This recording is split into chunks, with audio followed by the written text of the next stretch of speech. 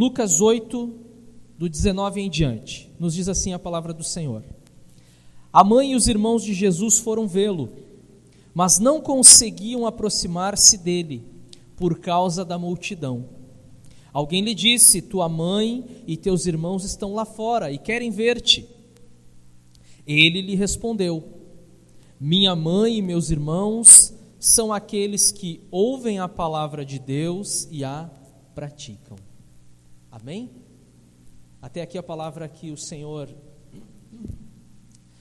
tem colocado no meu coração para hoje. Eu poderia estender um pouco mais, mas eu prefiro ficar só nesses versos, porque com a graça de Deus, no domingo que vem, se Deus permitir, eu quero falar sobre Jesus acalma uma tempestade.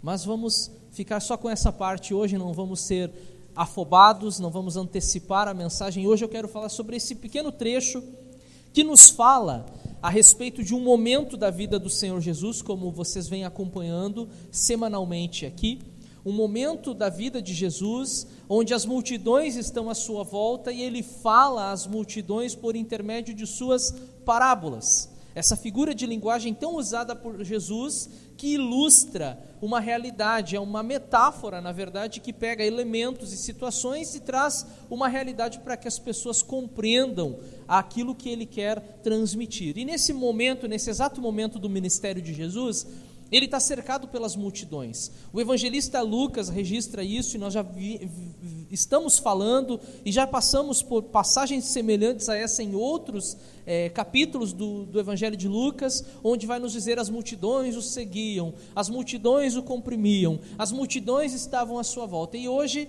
não é diferente das demais passagens que fala que as multidões, elas estavam ali por perto. Só que no episódio de hoje, de uma maneira bem especial, vai nos falar também que a mãe de Jesus, Maria, e os seus irmãos, diz o texto, queriam falar com Jesus naquele exato momento.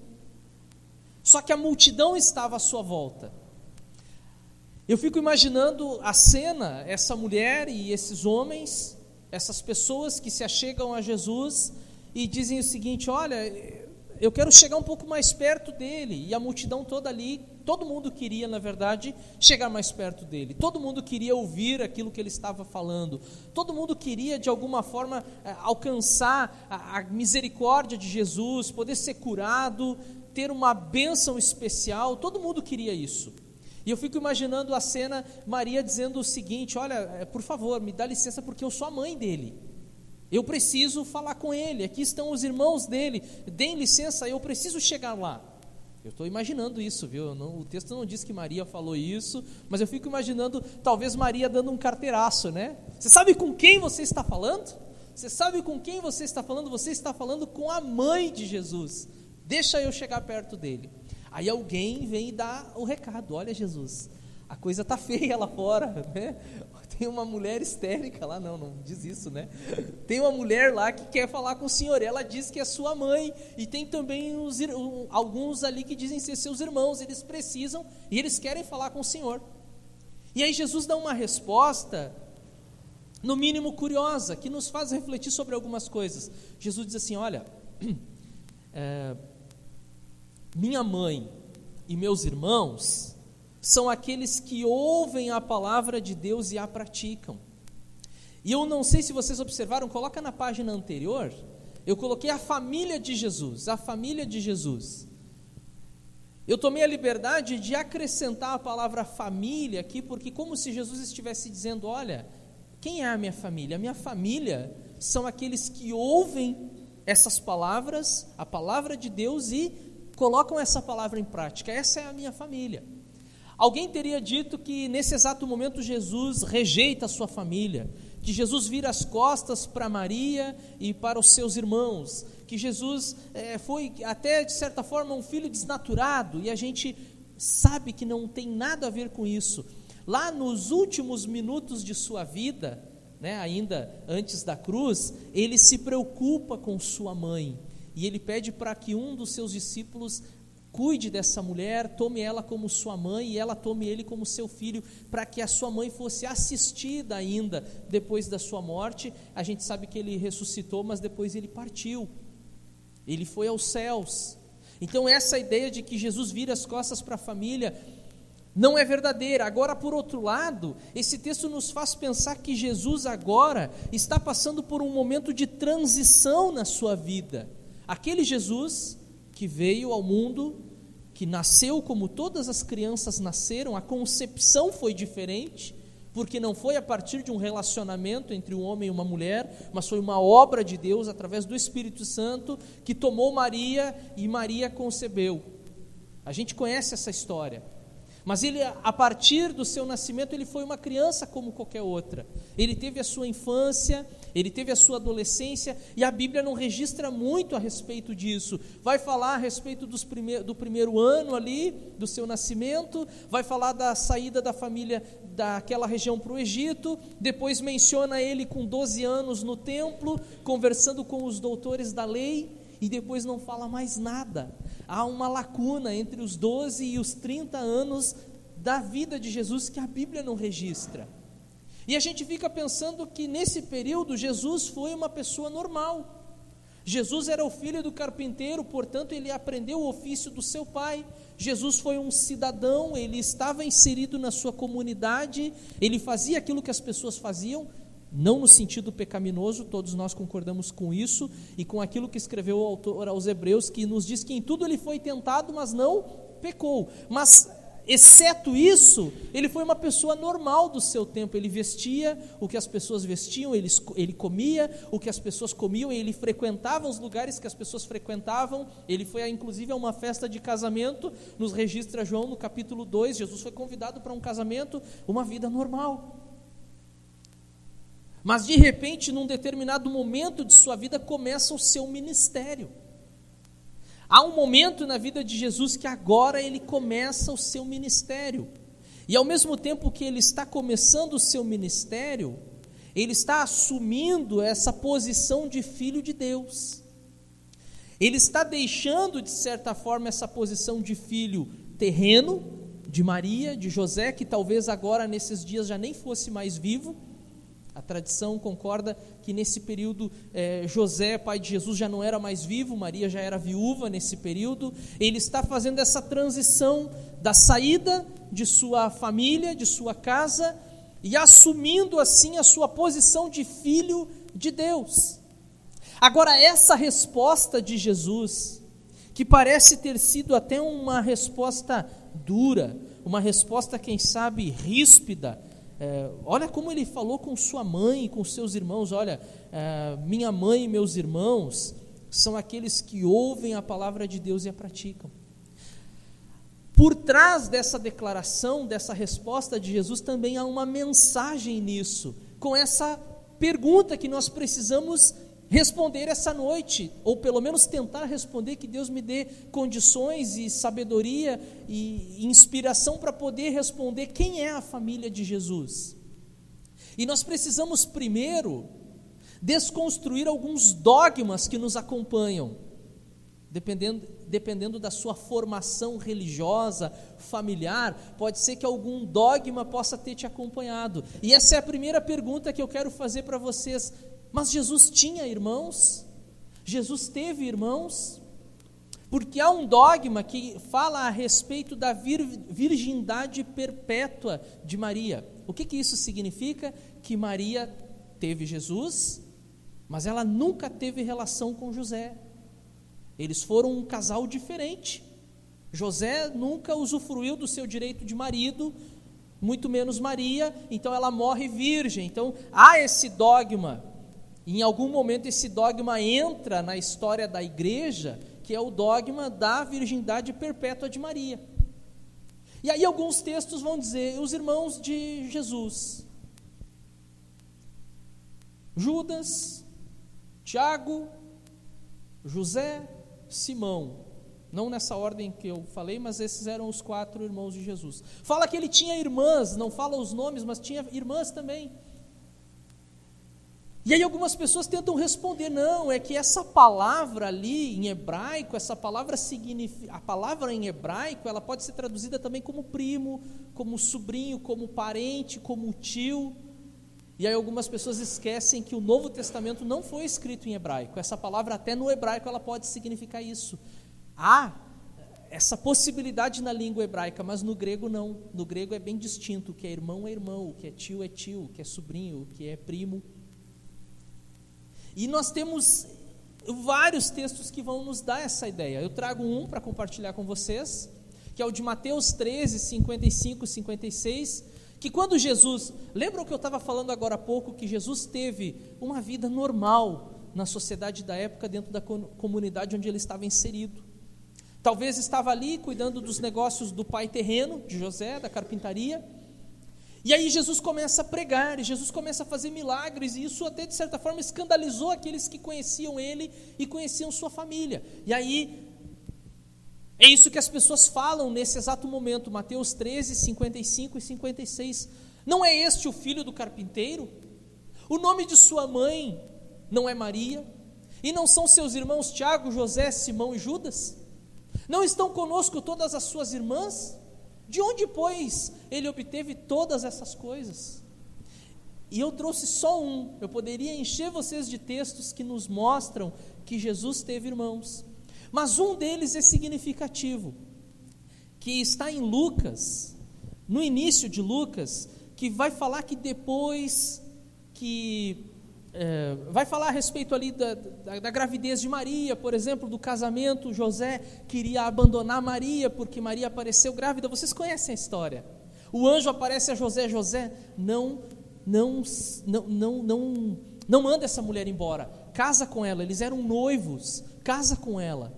E o texto vai deixar bem claro assim: e José, em algumas versões, dependendo da versão bíblica que você usa, e José não a tocou ou não a conheceu até que o menino nascesse.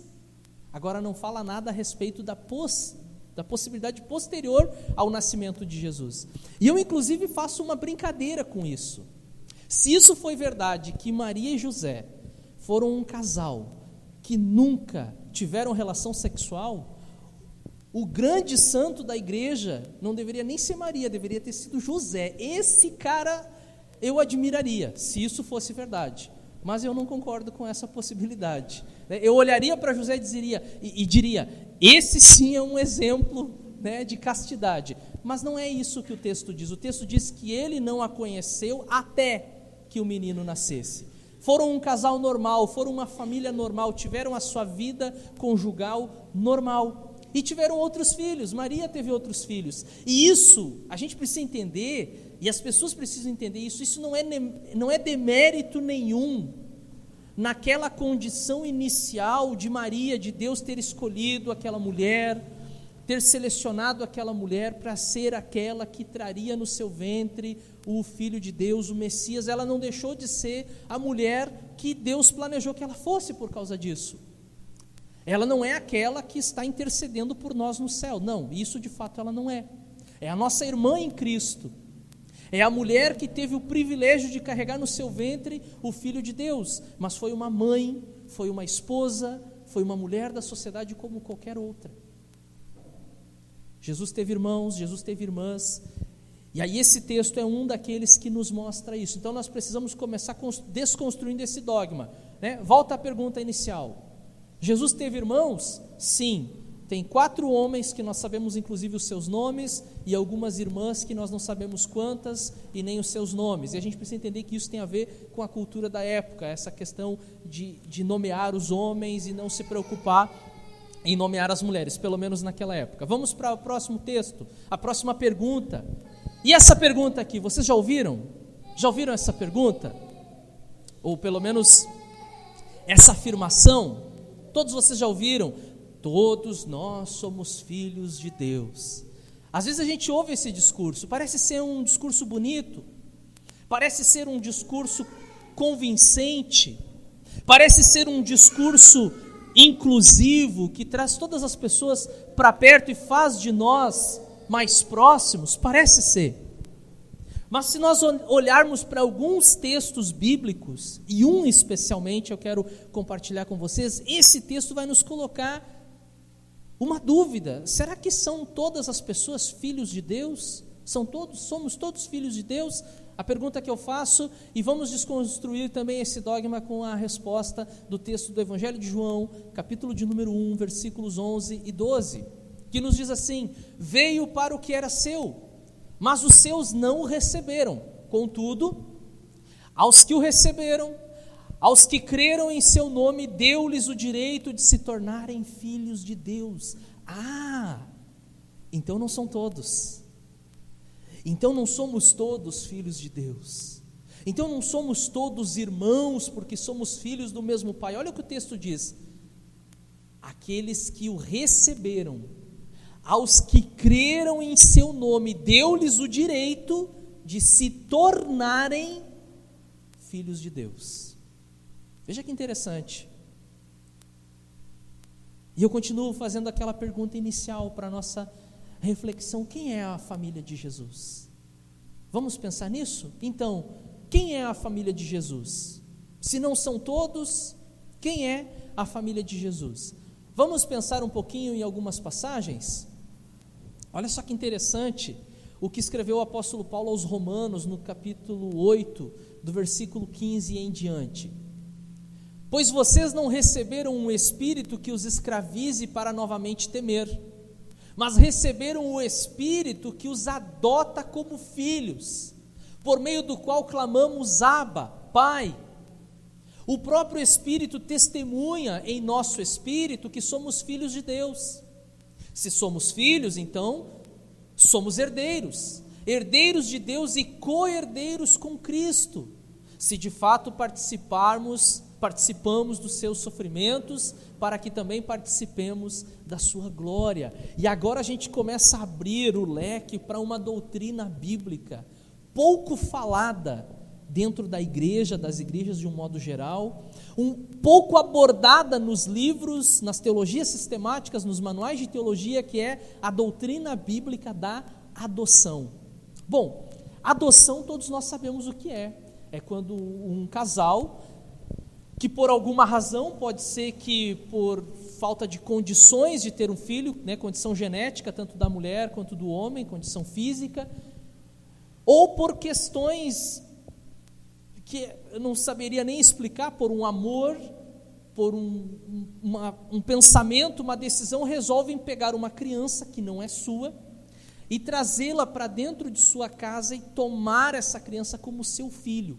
A gente sabe que isso é adoção, e é um tema que é bem falado ainda atualmente. A gente sabe de quantas crianças que esperam por uma família, a gente sabe inclusive que também há uma grande burocracia para se conseguir adotar um filho. Enfim, não é esse o assunto que nós queremos discorrer, mas todos nós entendemos o que é adoção.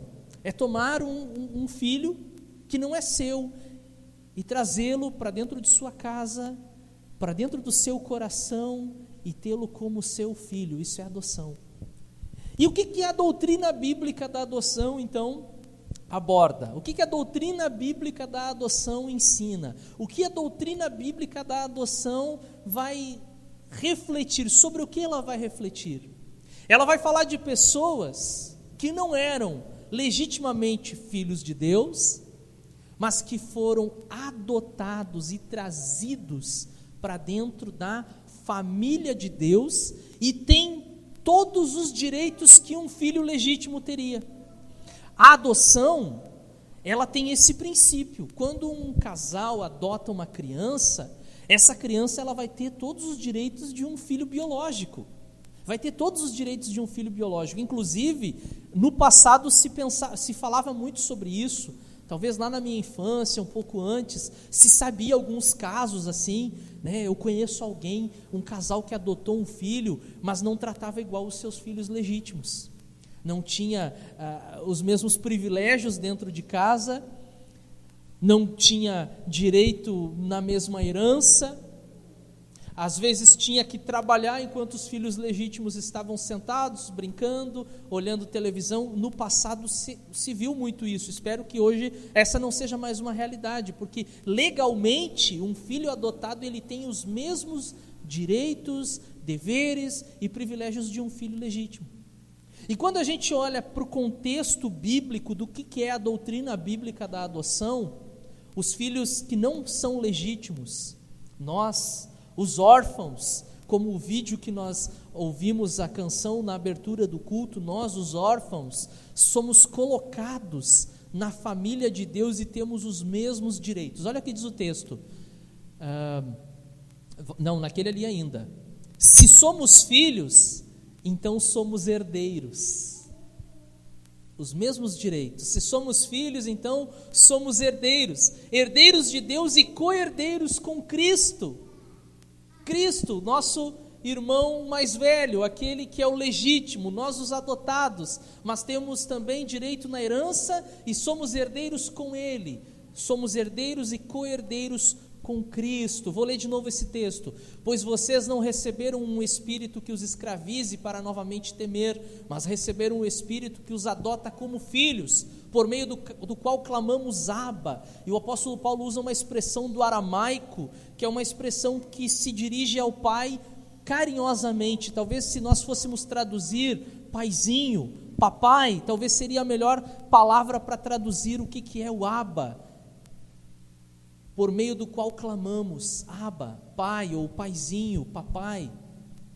O próprio Espírito testemunha no nosso espírito. Olha, vejam bem, aparece a mesma palavra uma vez com letra maiúscula e uma vez com letra minúscula. O próprio Espírito, o Espírito de Deus, testifica onde? No espírito humano, no nosso espírito, que somos filhos de Deus. Se somos filhos, então somos herdeiros, herdeiros de Deus e co-herdeiros com Cristo. Se de fato participamos dos seus sofrimentos, para que também participemos da sua glória. Vamos para o próximo texto?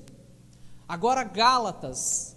O mesmo apóstolo Paulo, é um texto até bem semelhante. Você vê que Paulo estava com esse assunto, está na cabeça. Sabe quando a gente começa a estudar um assunto e as nossas mensagens elas falam sobre isso, as nossas conversas elas falam sobre isso, a gente assiste vídeos sobre isso, a gente lê textos sobre isso, porque é algo que está ali ardendo no nosso coração. E a doutrina bíblica da adoção é algo que está latente, ardendo no coração de Paulo, e ele escreve aos Romanos, mas ele também escreve aos Gálatas, que parece que com as mesmas palavras. Mas quando chegou a plenitude do tempo, Deus enviou o seu Filho, nascido de mulher, nascido debaixo da lei, a fim de redimir os que estavam sob a lei, para que recebêssemos a adoção de filhos. E porque vocês são filhos, Deus enviou o Espírito de seu Filho aos seus corações, o qual clama, Abba, Pai. Olha aqui, semelhante ao texto de Romanos. Assim, você já não é mais escravo, mas filho. E por ser filho, Deus também o tornou herdeiro. Vamos entender esse texto no contexto sociocultural da época. Nós hoje, se nós falarmos em escravos, algo que, pelo menos na prática, não deveria ser real, né? Ainda que a gente saiba que existe ainda a escravidão em alguns lugares, até mesmo no nosso país. Mas nós estamos vendo um texto da Bíblia, onde o apóstolo Paulo está escrevendo na cultura greco-romana, onde ter um escravo não era problema nenhum. Não era um problema legal, não era um problema social, não era um problema ético, e de certa forma até não era um problema religioso, tá? Então Paulo está escrevendo num contexto onde as pessoas sabiam o que era ter um escravo, e alguns deles, inclusive, alguns dos irmãos que recebem as cartas, seja de Romanos, seja de Gálatas e outras cartas, alguns irmãos inclusive eram escravos. A palavra de Deus, inclusive, vai dar orientações para escravos. Quando você pega a carta de Paulo aos aos Colossenses, por exemplo, quando Paulo escreve aos Colossenses, Paulo dá orientações para os escravos. Como que os escravos deveriam se comportar diante dos seus donos de escravo. Isso era algo da época. A Bíblia então é a favor da escravidão. Não, a Bíblia ela está escrita num contexto, era o contexto da época. Era o contexto da época, tá? Tem o caso de Filemon, que era um amigo de Paulo, e Paulo encontra, fora de Colossos, que era a cidade de Filemon, fora de Colossos, Paulo encontra o escravo de Filemon, o Onésimo. Evangeliza o cara se converte, e agora eu como crente, o que devo fazer? Volta para o teu Senhor. E Paulo envia ele de volta para o seu Senhor, para o seu dono. Então veja que o mercado de escravos ainda na época era algo comum. E as pessoas que leram essa passagem de Paulo aos Gálatas sabiam o que era você ir no mercado. Assim como a gente pega a cestinha e vai fazer compras no mercado, ou como a gente vai escolher uma roupa, as pessoas num determinado lugar da cidade, num determinado dia da semana talvez, elas iam escolher um escravo. Eu preciso de um escravo para trabalhar em casa, serviços domésticos ou serviços rurais, eu vou escolher um escravo. Aí você paga por ele, é o valor, né, estipulado. Pagaria pelo escravo e levaria para morar na sua propriedade, para trabalhar para ti e ser uma propriedade tua, um escravo. Só que o texto que nós estamos lendo, ele nos dá o seguinte conceito, ó: mas quando chegou a plenitude do tempo, Deus enviou seu filho, nascido de mulher, nascido debaixo da lei, a fim de redimir os que estavam sob a lei, para que recebêssemos a adoção de filhos. E porque vocês são filhos, Deus enviou o Espírito de seu Filho aos seus corações, o qual clama: Abba, Pai. Assim, você já não é mais escravo. Você consegue imaginar esse contexto? A pessoa está ali, disponível, está à venda, ela é um produto da sociedade da época, e passa por ali um cidadão, um senhor, com condições, e ele compra, ele te compra. Ele pergunta assim: quanto que custa esse aqui? O cara diz lá: esse aí custa R$50, esse aí custa 500, esse aí custa 1.000. E esse senhor, ele compra, ele paga e ele compra e ele te leva para a casa dele. E no caminho ele diz assim: quando a gente chegar lá em casa, eu não quero que você seja meu escravo, tá? Você vai ser meu filho, você vai morar junto com os meus filhos, vão ser os teus irmãos. E você vai ter os mesmos direitos e os mesmos deveres que os meus filhos têm. Esse conceito talvez para nós fique tão distante devido à nossa época. Agora, para os irmãos que receberam essa carta, e o texto que Paulo está escrevendo está dizendo para eles o seguinte: vocês já não são mais escravos, agora vocês são filhos. É um outro tratamento. É uma outra linguagem, é um outro pensamento. Inclusive vocês vão ter direito na mesma herança, porque vocês são filhos. Deus também o tornou herdeiro. Assim você já não é mais escravo, mas filho. E por ser filho, Deus também o tornou herdeiro. Vamos para o próximo texto? Agora Paulo aos Efésios. Em amor, nos predestinou para sermos adotados como filhos por meio de Jesus Cristo, conforme o bom propósito da sua vontade. Mais uma vez, o conceito de adoção aparecendo no Novo Testamento, e Paulo nos dizendo que por causa de Cristo nós somos adotados. Ele, em amor, nos predestinou para sermos adotados como filhos por meio de Cristo, é através de Cristo, não existe outra forma. Como que eu faço para ser inserido na família de Deus? Como que eu faço para ser recebido como um filho na família de Deus? Como que eu faço para poder gozar e usufruir dos direitos de filho dentro da família de Deus? Para viver como um filho, não como um escravo, mas como um filho de Deus pela adoção. Como que eu faço? É por meio de Cristo Jesus, não existe outra forma.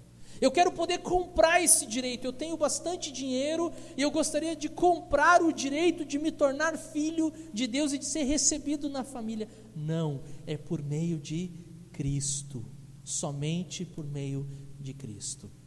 Vamos refletir sobre um outro texto. Agora o autor aos Hebreus nos diz assim: ora, tanto o que santifica quanto os que são santificados provém de um só. Por isso Jesus não se envergonha de chamá-los irmãos. Você sabia disso? Que alguém que foi adotado por Deus, que foi inserido na família de Deus, ele é irmão de Jesus. E o texto do que o autor aos Hebreus está escrevendo diz assim, que o próprio Jesus não se envergonha de nos chamar de irmãos. Se você teve problema na escola, na infância, você vai saber do que eu estou falando. Muitas vezes eu tive problema na escola, na infância, e eu não tinha a quem recorrer, porque eu era o irmão mais velho. Agora o meu irmão já pôde usufruir de um direito que eu não tive. E algumas vezes eu acabei me metendo em encrenca por causa dele, porque ele dizia assim, eu vou chamar meu irmão. Uns caras lá de 2 metros de altura e ele dizia, eu vou chamar meu irmão. Talvez na cabeça dele, o irmão dele fosse o Thor, né? Mas só na cabeça dele. Quando a gente tem essa noção, né? Puxa vida, eu tenho um irmão mais velho. Eu tenho alguém que pode me cuidar, que pode me proteger. E a gente pode sair daqui nessa noite também com esse sentimento em nosso coração, porque nós temos esse irmão se chama Jesus. E ele não se envergonha de ser chamado nosso irmão e de ter nós como seus irmãos, porque se nós fomos adotados, se nós fomos trazidos, chamados para dentro da família de Deus, nós somos herdeiros de Deus, co-herdeiro com Cristo, porque Ele é o primogênito de toda a criação, diz a Bíblia, Ele é o primeiro, e nós somos os seus irmãos. Glória a Deus por isso. Ainda um texto, o apóstolo João, agora escrevendo a sua primeira epístola, ele escreve assim: vejam como é grande o amor que o Pai nos concedeu, que fôssemos chamados filhos de Deus, o que de fato somos. Por isso o mundo não nos conhece, porque não o conheceu. Amados, agora somos filhos de Deus, e ainda não se manifestou o que havemos de ser, mas sabemos que quando Ele se manifestar, seremos semelhantes a Ele, pois o veremos como Ele é. E eu quero destacar aquela parte que ele diz assim: agora nós somos filhos de Deus, agora sim, agora nós fomos recebidos. O apóstolo João teve essa experiência de ser recebido na família de Deus, não apenas o privilégio de ter sido um discípulo de Jesus, não apenas o privilégio de ter sido um apóstolo de Jesus, um daqueles principais da igreja, que deram continuidade ao ministério de Jesus, mas ele também se gloria nisso, nessa realidade. Agora nós somos filhos de Deus,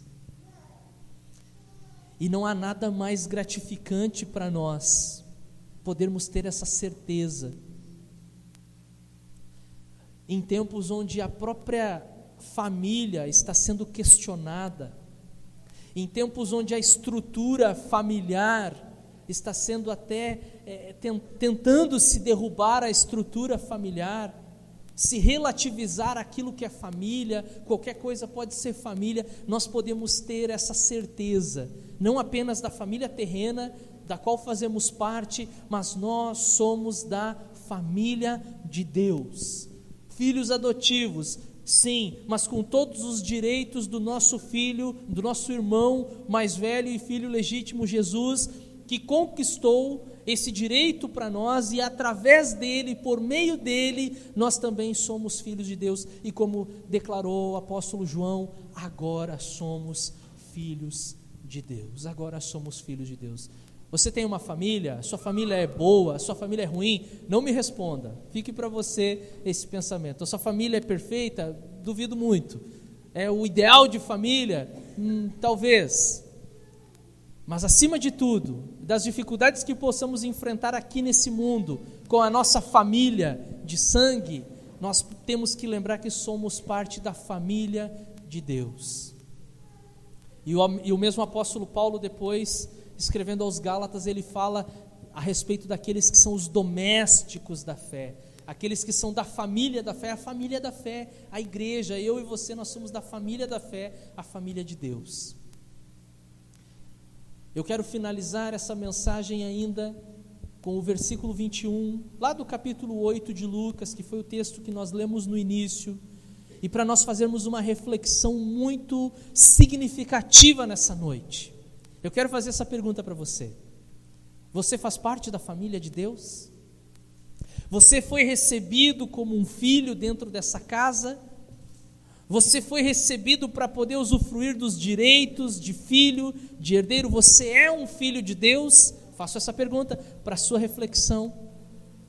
E aí alguém pode perguntar assim: como saber então se eu sou um filho? Como saber se eu faço parte dessa família? Como que eu posso saber se eu fui realmente adotado e se eu estou ali dentro daquela família? Uma boa dica, aquilo que Jesus falou: quem é a minha família? Minha mãe, meus irmãos, são aqueles que ouvem a palavra de Deus e a praticam. Essa é uma das maneiras de nós reconhecermos quem é a família de Deus. É aquele que se intitula. Eu posso me intitular o que eu quiser.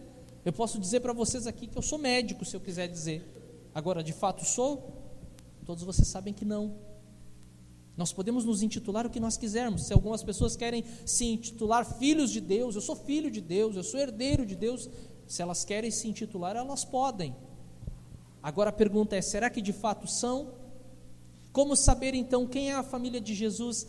São aqueles que ouvem a palavra de Deus, a mensagem do Evangelho, e não apenas ouvem, essa mensagem é significativa nas suas vidas. Essa mensagem ela dá sentido para as suas vidas, porque elas vivem essa mensagem na prática. É assim que nós identificamos. E não é para você ficar se preocupando em identificar: eu quero ver se aquele lá é um filho de Deus, eu quero ver se aquele ali é um filho de Deus. Não, olhe para si nesse momento e pergunte para si mesmo: será que eu sou um filho de Deus? Será que eu ouvi essa palavra e será que eu vivo essa palavra na prática? Se essa é a maneira de nós reconhecermos os filhos de Deus, nós precisamos pensar a nosso respeito em nós mesmos. O texto lá de João, capítulo 1, eu já li esse texto, mas ele é um texto tão lindo. Jesus veio para os seus vizinhos, seus amigos, seus conterrâneos, mas o texto diz que os seus não o receberam, mas a todos quantos o receberam, aqueles que receberam Jesus na sua vida, a esses deu-se o direito de se tornarem filhos de Deus. Talvez o primeiro passo para a sua vida seja essa: reconhecer, receber Jesus na sua vida, receber Jesus na sua vida, para poder ter o direito de ser chamado também filho de Deus.